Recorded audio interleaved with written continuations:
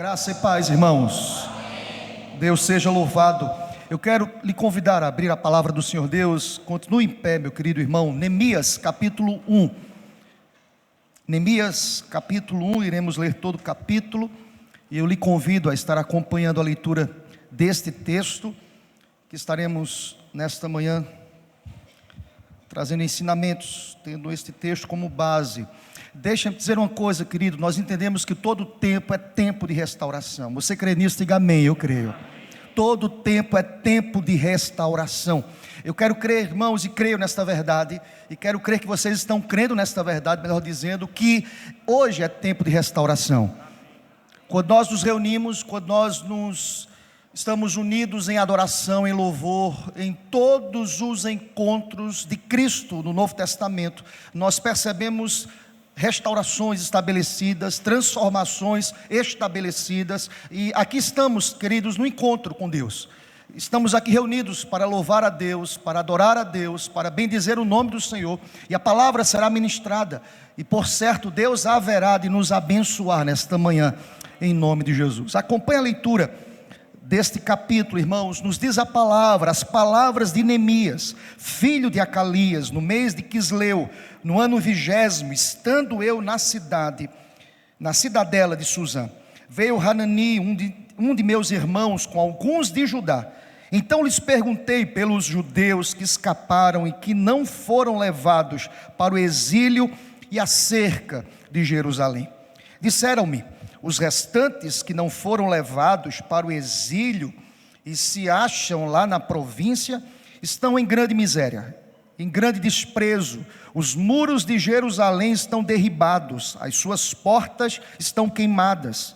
Tendo eu ouvido estas palavras, assentei-me e chorei e lamentei por alguns dias. E estive jejuando e orando perante o Deus dos céus e disse: ah, Senhor, Deus dos céus, Deus grande e temível, que guardas a aliança e a misericórdia para com aqueles que te amam e guardam os teus mandamentos. Estejam, pois, atentos os teus ouvidos e os teus olhos abertos, para acudires à oração do teu servo, que hoje faço à tua presença, dia e noite, pelos filhos de Israel, teus servos, e faço confissão pelos pecados dos filhos de Israel, os quais temos cometido contra ti, pois eu e a casa de meu pai temos pecado, temos procedido de todo corruptamente contra ti, não temos guardado os mandamentos, nem os estatutos, nem os juízos que ordenaste a Moisés, teu servo. Lembra-te da palavra que ordenaste a Moisés, teu servo, dizendo: se transgredirdes, eu vos espalharei por entre os povos.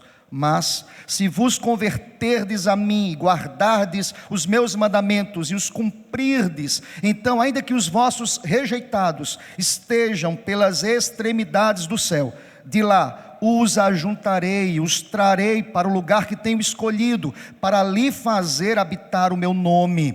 Estes ainda são teus servos e o teu povo que resgataste com teu grande poder e com a tua mão poderosa. Ah, Senhor, estejam, pois, atentos os teus ouvidos à oração do teu servo e a dos teus servos que se agradam de temer o teu nome. Concede que seja bem sucedido hoje o teu servo e dá-lhe mercê perante este homem. Nesse tempo eu era copeiro do rei. Que Deus aplique esta palavra às nossas vidas. Amém. Tomem assento, irmãos. Deus seja louvado por esta palavra. Vamos orar. Aquieta o seu coração, querido irmão, para aquilo que Deus tem a nos ensinar através desta palavra, deste capítulo. Maravilhoso Deus, aqui nós estamos para ouvir a tua voz. Queremos compreender a tua vontade, ó Pai. De fato, Senhor, hoje é tempo de restauração.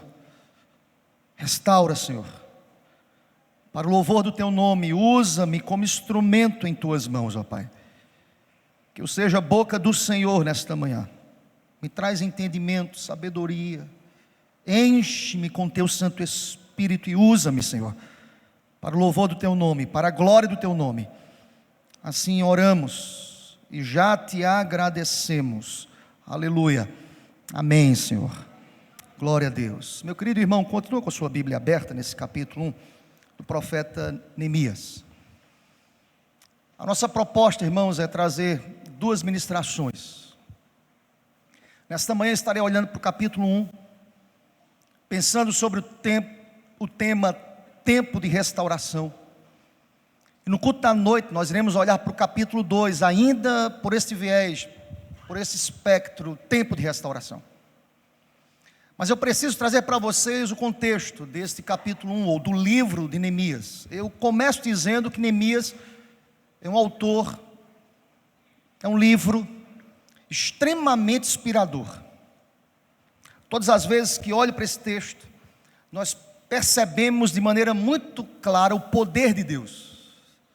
O texto fala sobre o poder de Deus, um poder que é absoluto, que é soberano, e que de maneira graciosa usa homens e mulheres para que o seu propósito, ou os seus propósitos, sejam de fato estabelecidos. Percebe, irmãos, que aqui uma ideia muito clara de que um Deus que é santo, que é perfeito, que é poderoso, que é criador, que determina todas as coisas, aprove a Ele, segundo a sua economia, segundo o seu querer, segundo o seu beneplácito, segundo a sua vontade, usar pessoas como nós, pecadoras, finitas. Neemias é a testificação, a tipificação deste fato, de que Deus usa pessoas, e louvado seja o nome do Senhor por isso, que Deus levanta pessoas. E apesar dos contextos, apesar daquilo que se apresenta, muitas vezes ruínas, ou muralhas caídas, ou contextos adversos, Deus soberanamente levanta pessoas neste processo de restauração, ou especificamente aqui, de reconstrução. Nós precisamos entender um pouco, queridos, o contexto aqui em que Neemias se encontrava. Deixa-me te dizer uma coisa, tudo começa séculos antes, irmãos, do início desta história que acabamos de ler aqui de Neemias, séculos antes. Ou seja, tudo começa, irmãos, quando Deus escolheu o povo de Israel. Para quê? Para expressar a sua glória na face da terra. Deus escolhe, Deus age livremente, Deus é Senhor de todas as coisas. E para que isso ocorresse, Deus deu a Israel uma terra, Canaã. Havia uma promessa para esse povo, uma terra abençoada, irmãos, estaria proporcionando a este povo que ele escolheu condições de sustentabilidade e de felicidade. Percebam, aclaro aqui nesta ideia introdutória de que a provisão, a sustentabilidade vem do Senhor. O Senhor é Senhor de todas as coisas. Fica para a gente já uma lição, que o que temos vem do Senhor, a provisão vem do Senhor, a graça vem do Senhor, o favor vem do Senhor. Nada é sobre nós, tudo é sobre o Senhor. Aleluia. E Deus levanta esse povo, e Deus chama esse povo e promete uma terra, para que através desta terra esse povo pudesse ter sustentabilidade e felicidade. Vamos pensar nesse plano. Deus liberta o povo, liberta esse povo hebreu lá do Egito. Depois de quantos anos, irmãos? 400 anos de cativeiro. Deus age, Deus resolveu agir. E Deus leva esse povo para o deserto, irmãos. E Deus estabelece o quê? Uma lei no deserto. Ou seja, os ditames, as ordens são estabelecidas por Deus. Não é a moto próprio, não é do nosso jeito. Deus tira esse povo da escravidão, leva esse povo para o deserto e estabelece o quê? As leis. Nós somos guiados por leis perfeitas, poderosas, transformadoras e leis restauradoras. Aleluia. Mas o que é que acontece, irmãos? Esse povo é teimoso. Qualquer semelhança a nós, esse povo é teimoso. Esse povo é desobediente, especialmente quando se trata em questão de adoração. É fato. Eu estou aqui trazendo um pano de fundo antes daquilo que foi escrito por Neemias. Esse povo é teimoso. Esse povo é extremamente avesso a esses princípios. Esse povo, com frequência espantosa, eles deixavam de adorar ao Deus de suas vidas e passam a levantar outros ídolos em seus corações. Eles passam a adorar a outros deuses. Calvino disse que o coração do homem é uma fábrica de ídolos. Percebem? Há uma corrente, há uma força em nós que constantemente leva-nos para longe da verdadeira adoração a Deus. Isso é antigo, irmãos. Desde o Velho Testamento, as pessoas, elas constantemente fabricam ídolos em seus corações, e esses ídolos nos afastam de Deus, nos afastam da palavra, nos afastam da lei, nos afastam da verdadeira adoração. Eles levantam falsas adorações, divindades criadas por outros povos, que começam a sorrateiramente entrar no meio do povo hebreu, e esse povo é extremamente influenciado por essas adorações que são falsas. O que acontece? Isto é abominável aos olhos de Deus.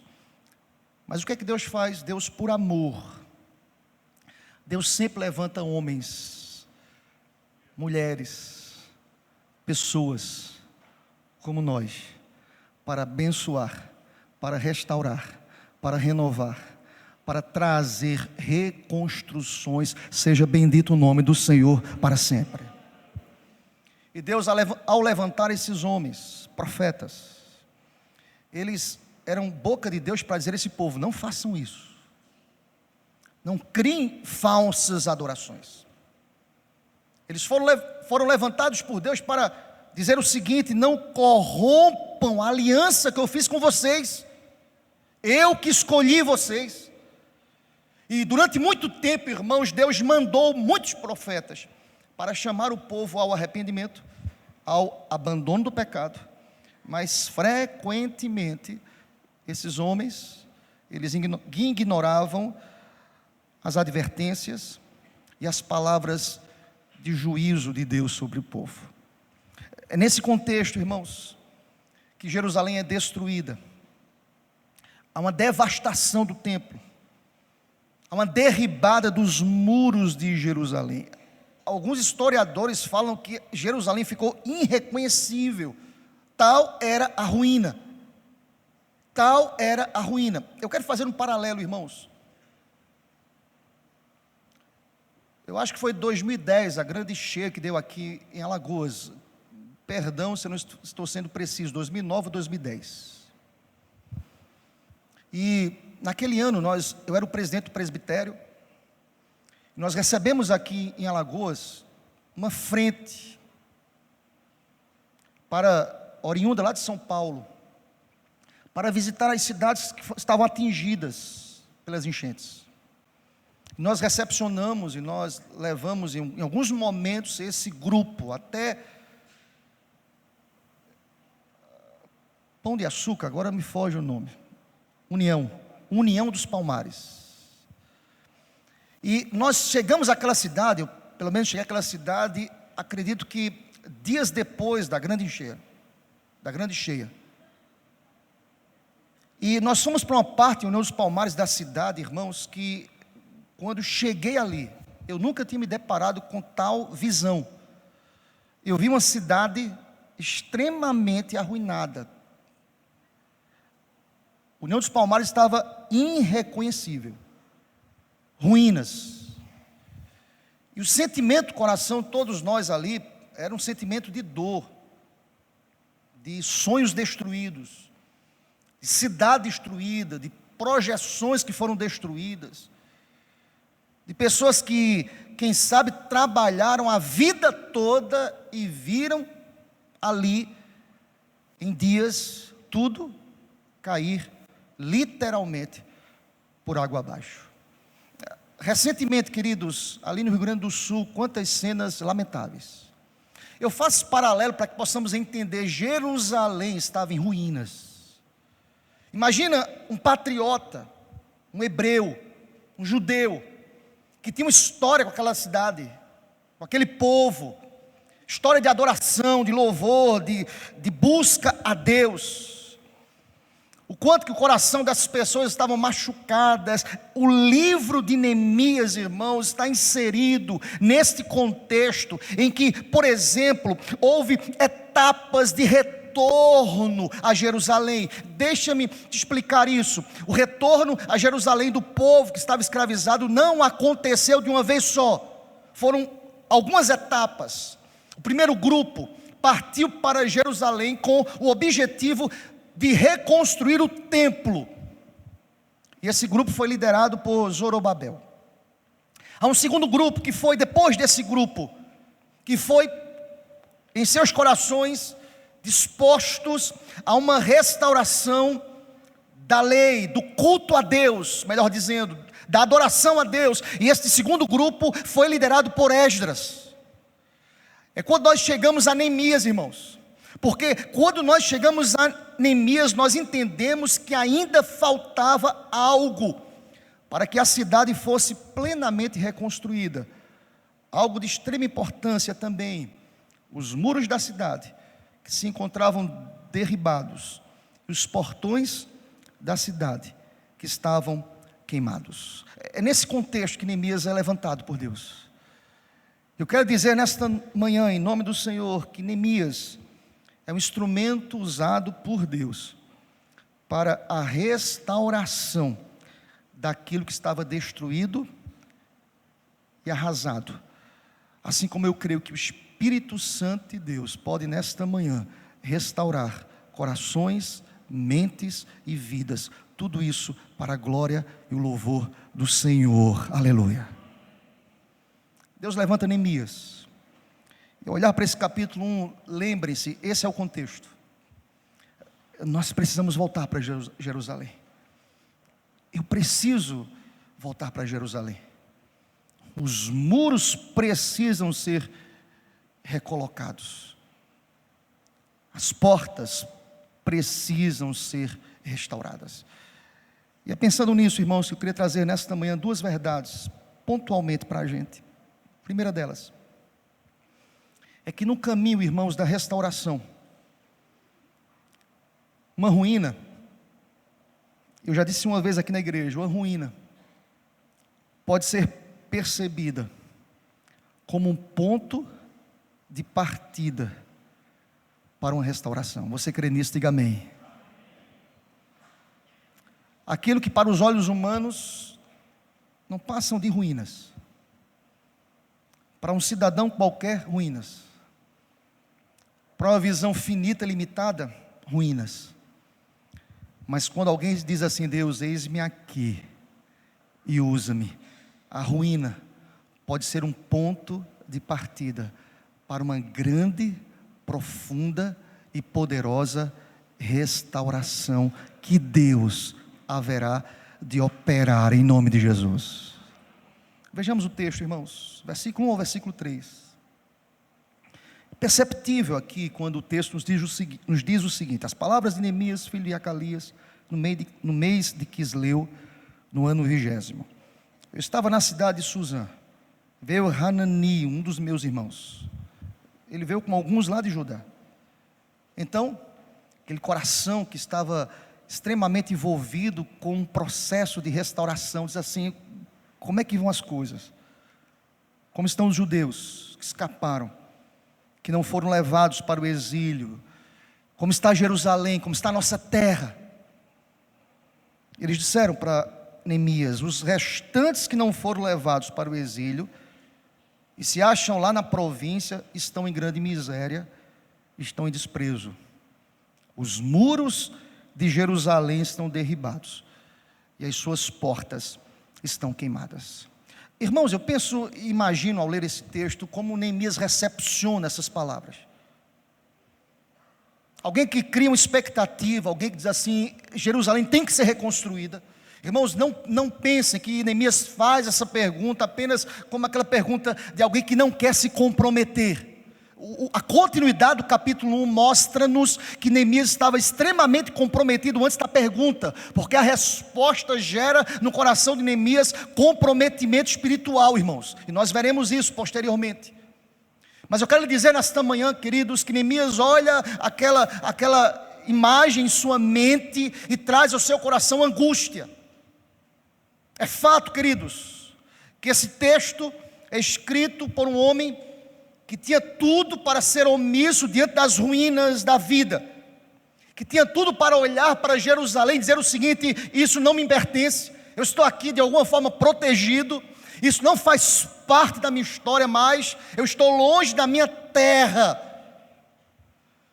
É impressionante, irmãos, como Neemias poderia ter dito: eu não tenho nada com isso, eu estou bem aqui no meu canto, a ruína dessa cidade distante não me afeta, eu não vou me preocupar com esse problema. Isso aí, aquele irmão que pergunta: irmão, tudo bem? Tá não, irmão. Ah, tá certo, depois eu converso.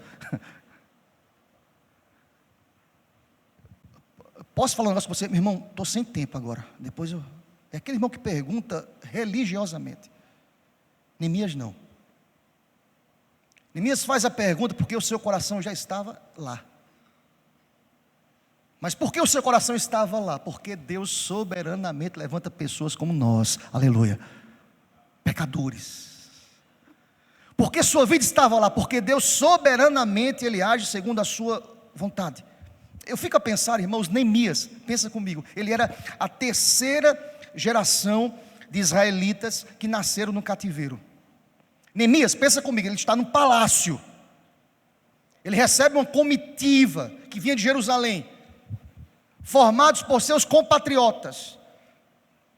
E interessante que ao receber, Neemias toma uma atitude, ele faz uma pergunta, e ele recepciona essa pergunta com o seu coração ali, olhando, projetando, pensando.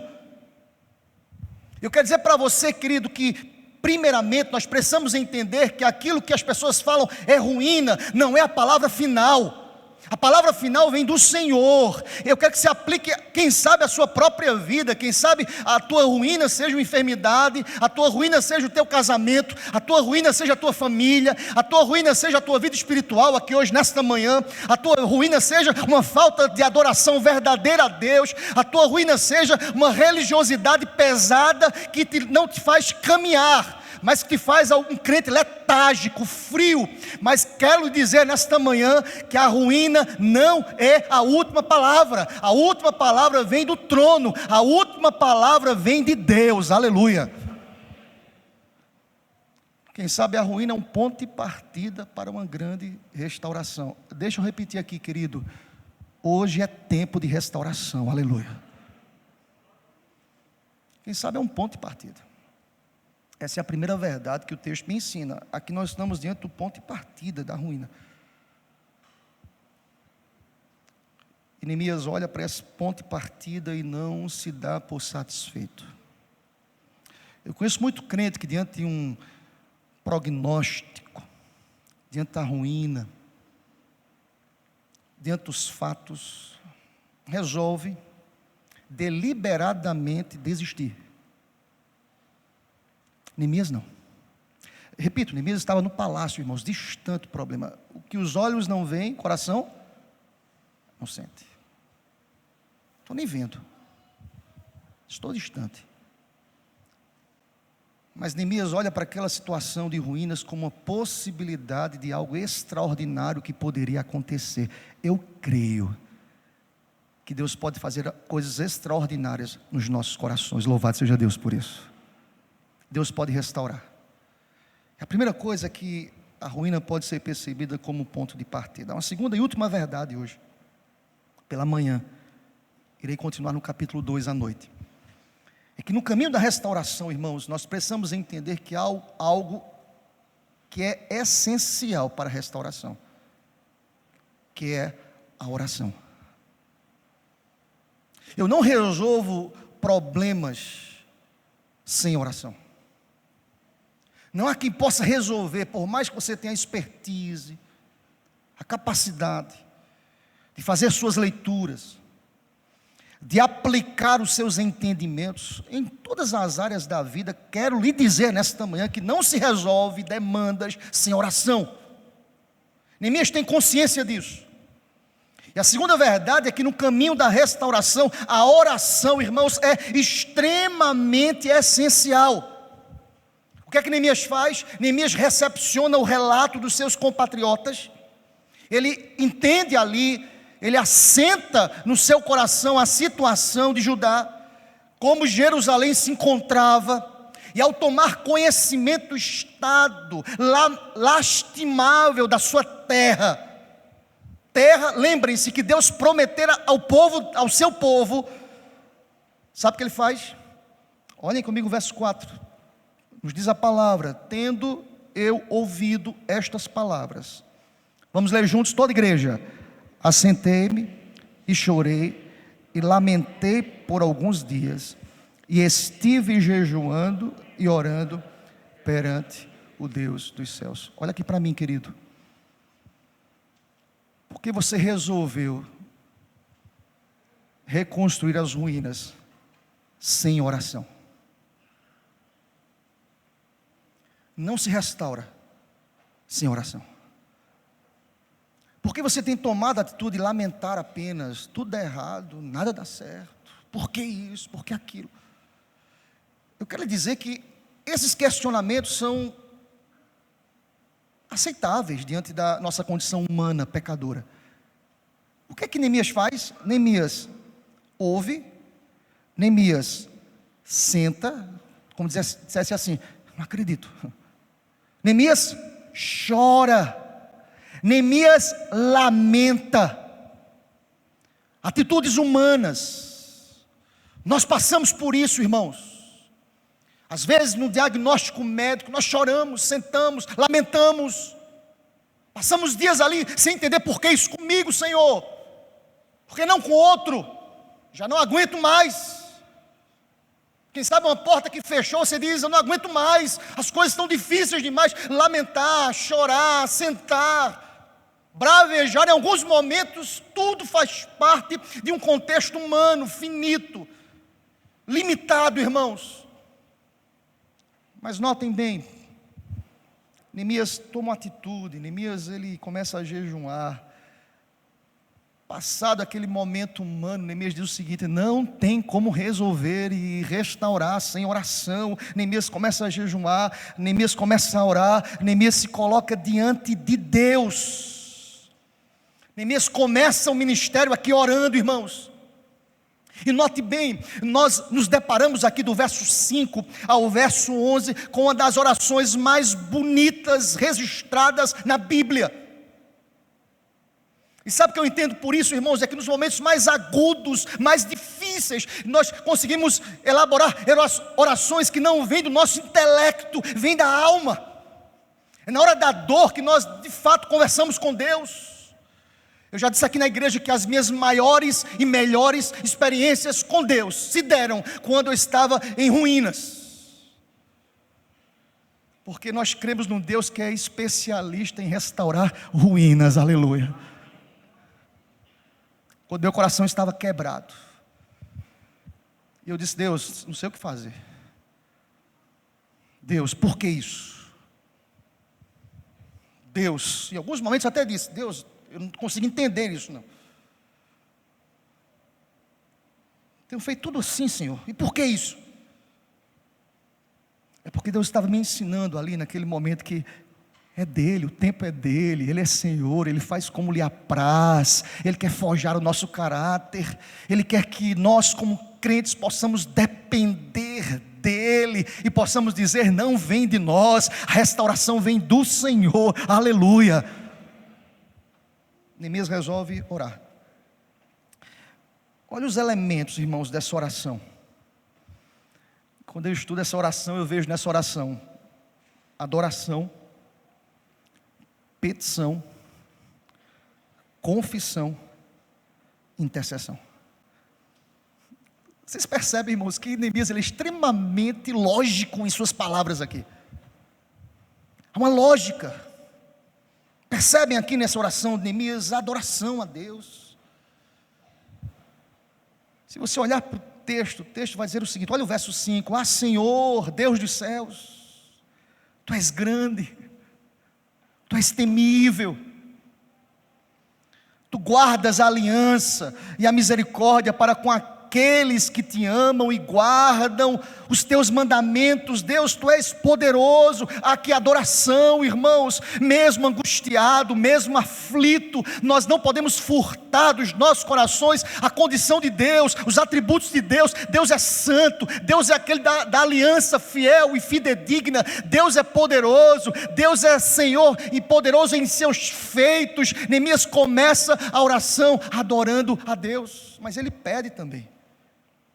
Ele faz isso no verso 6, olha comigo: estejam, pois, atentos, Deus. Eu quero te pedir aqui também, os teus ouvidos, os teus olhos, estejam abertos. Eu quero que o Senhor acuda a oração do teu servo, que faz aqui hoje. Estou em tua presença. Olha a expressão usada, note comigo: de dia e de noite. Irmãos, lembre-se, Neemias estava servindo ao rei. Como é que ele estava orando de dia? Era trabalhando e conversando com Deus, irmãos. Era clamando, era vida de oração. De dia e de noite. Clamando, conversando, pedindo. Pelos filhos de Israel, teus servos. E faço, aqui, irmãos, petição, mas há também nessa oração confissão. Olha para o texto. E faço confissão pelos meus pecados, dos filhos de Israel, os quais temos cometido contra ti, pois eu e a casa do meu pai temos pecado, Deus. Eu estou te pedindo isso porque sou perfeito, sou pecador. Nós somos pecadores, irmãos, mas nós podemos nos achegar ao Senhor Deus. Olha o que ele diz no verso 7: nós temos procedido de todo corruptamente contra ti. Ele sabe a história do seu povo, de desobediência, de falsas adorações, de falsos ídolos. Nós estamos agindo corruptamente contra ti, Senhor. Nós não estamos guardando os teus mandamentos, olha a lei. Nós não estamos observando os teus estatutos, nós não observamos os juízos que o Senhor mesmo soberanamente ordenou a Moisés, teu servo. Aqui, irmãos, há também intercessão. Olha para o texto. Lembra-te da palavra que ordenaste a Moisés, teu servo, dizendo: se transgredirdes, eu vos espalharei por entre os povos, mas se vos converterdes a mim e guardardes os meus mandamentos, e os cumprirdes, então, ainda que os vossos rejeitados estejam pelas extremidades do céu, de lá os ajuntarei e os trarei para o lugar que tenho escolhido para ali fazer habitar o meu nome. Estes ainda são teus servos, Senhor, e o teu povo que resgataste com teu grande poder e com a tua mão poderosa. Senhor, estejam, pois, atentos os teus ouvidos à oração do teu servo e a dos teus servos que se agradam de temer o teu nome. Concede que seja bem sucedido hoje o teu servo, e dá-lhe mercê perante este homem. Neste tempo eu era copeiro do rei. Seja Deus glorificado para sempre, aleluia. Neemias, ele adora, Neemias pede, Neemias confessa, Neemias intercede. Eu quero caminhar para o final dessa palavra dizendo ao teu coração algo, querido: não desista de orar pela sua casa em nome do Senhor. Não desista.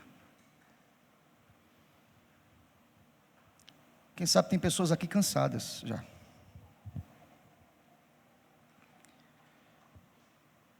Neemias viveu perto de pessoas cansadas, mas sobretudo Neemias viveu perto de Deus, aleluia. Esteja perto de Deus, não desista. Eu estou aqui para dizer isso ao teu coração: não desista. Deus é especialista em restaurar ruínas em nome do Senhor. E o caminho é a oração, irmãos. Interessante que Neemias olhava a vida na perspectiva do tempo, ele chora e lamenta, mas Neemias projeta aqui na perspectiva da eternidade. Há um Deus que fez a aliança, há um Deus que nos conduzirá. Neemias tinha, como já diziam os reformadores, luz na mente, conhecimento quem era Deus, mas Neemias tinha fogo no coração. Ele clama, ele pede a Deus. Eu tenho pedido isso ao Senhor, irmãos. Deus, me dá luz na mente, mas me dá fogo no coração. Quero estar perto de ti, Senhor. Quero ter vida com o Senhor mais íntima. Quero transbordar da presença de Deus. Eu quero estar longe de religiosidade. Eu quero estar perto de Ti, Senhor, para a glória e o louvor do Teu nome. Usa-me como instrumento de restauração para o louvor do Teu nome. Aleluia. Quero dizer que Deus pode lhe usar, querido, como instrumento de restauração na tua casa, na tua igreja, em nome de Jesus. Deixa-me dizer uma coisa, querido: verdade que não produz inquietação no coração não abre espaço para mudanças. Verdade que são verdades apenas para o intelecto não gera mudanças. A lei mata, queridos. Você entende isso? Amém? A lei mata. Eu conheço muita gente que tem lei, mas é morta, porque está longe de Deus. Mas pastor, não tem a lei? Esse povo tinha a lei, mas criou falsos ídolos no coração. Se afastaram da lei verdadeira, que tem vida, que tem fogo, que tem intimidade, que tem choro, que tem confissão, que tem derramar de lágrimas, que tem adoração verdadeira. No caminho da restauração, queridos, o caminho é oração, é buscar, é se derramar diante do Senhor. Porque nós entendemos à luz do contexto que a ruína, irmãos, era fruto do pecado cometido pelo povo, que havia se entregado à idolatria, à corrupção, à falta, irmãos, de amparo aos desassistidos. É o que a história nos diz. Eles se afastaram de uma vida piedosa. E Neemias se levanta para dizer: nós estamos pecando. E ele diz isso aqui: estamos agindo corruptamente contra ti, Senhor. É contra a tua lei, é contra os teus mandamentos, é contra os teus estatutos, é contra os teus juízos.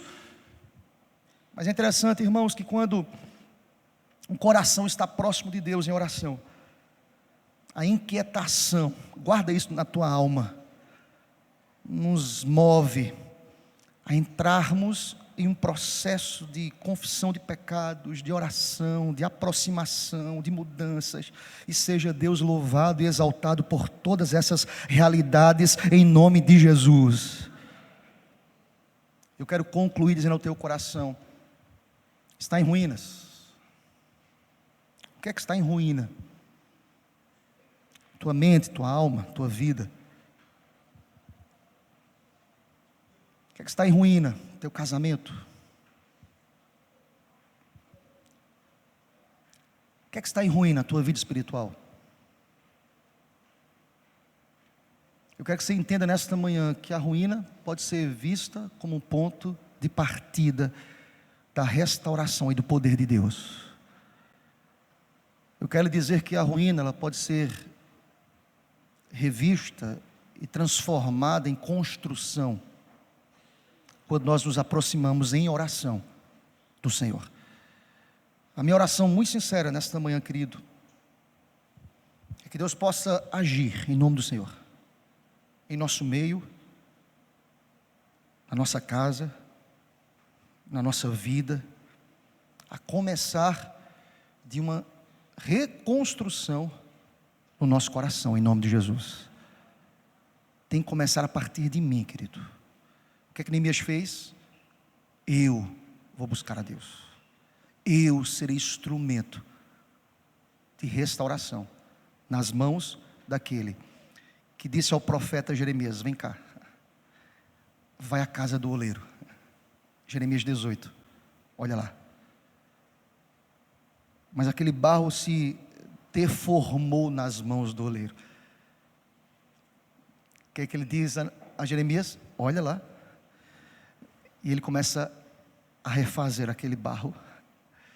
Ele diz: assim é a casa de Israel, assim são os meus filhos. Deus é poderoso para restaurar. Aleluia.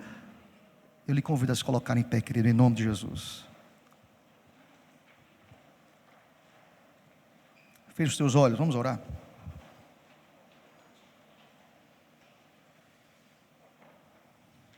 Maravilhoso Deus, muito obrigado, Deus, por tua palavra nesta manhã. Tua palavra, ela é clara, ela nos ensina, Senhor, ela aponta para todos nós um caminho. De alguma forma, todos nós passamos por momentos em que a visão que temos é uma visão de ruínas, de provações, de adversidades, de dificuldades, ó Pai. Quem sabe existem pessoas aqui nesse templo, ou quem sabe acompanhando, Senhor, através da internet, que já falaram esses dias aí, tudo está em ruína, tudo acabou, está destruído. Não tem o que fazer. Deus, nós aprendemos com Neemias que quando nós não sabemos o que fazer, devemos entregar nas mãos daquele que tudo sabe. Louvado seja Deus. Em tudo o Senhor sabe o que fazer. Ensina-nos nesta manhã, Senhor, porque muitas vezes nós queremos agir por nós mesmos, até mesmo aquilo que nós sabemos fazer. Ó Deus, ensina-nos nesta manhã que devemos entregar tudo em Tuas mãos, ó Pai. Entregar o caminho, a vida, tudo em Tuas mãos, ó Pai.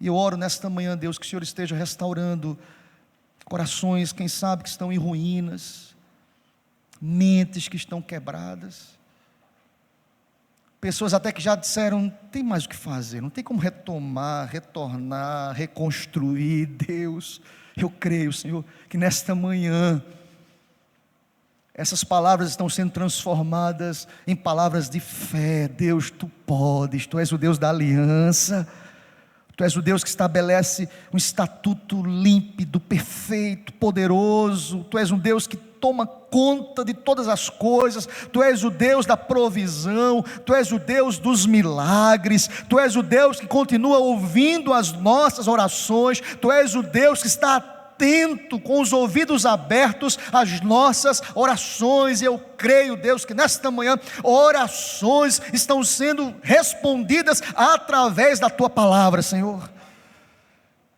Que o Senhor esteja restaurando nesta manhã, Senhor. Restaura-nos, restaura casamentos aqui em nome de Jesus. Restaura. Pastor, está em ruínas. Restaura, Senhor. Restaura famílias aqui, Senhor. Restaura relacionamentos que foram quebrados.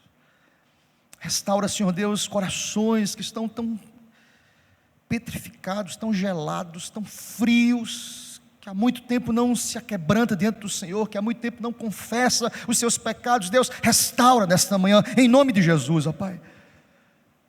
Restaura vidas aqui. Traz de volta aqueles que estão afastados, quem sabe, Senhor. Restaura, Senhor. E como Neemias, nós nos colocamos aqui nesta manhã na brecha, Senhor, na brecha. Seja feita a Tua vontade, Senhor.